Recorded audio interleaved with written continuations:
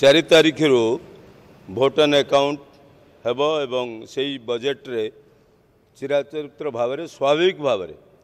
ओडिशार जो social activities चली सोशल वेलफेयर स्कीम चली एग्रीकल्चर कथा चली ये समस्त फोकस पॉइंट रहिबो जहाँ ओडिशा सरकार जनसाधारण प्रतिफलित होउची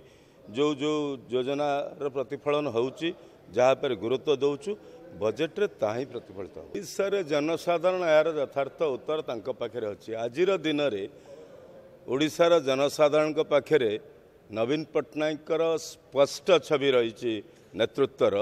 अन्य जो माने समस्ते विवादीय विभ्रांतिकर वातावरण भितर अच्छी जनसाधारण को केते विभ्रांति करहब से दिगरे चेष्टित अच्छा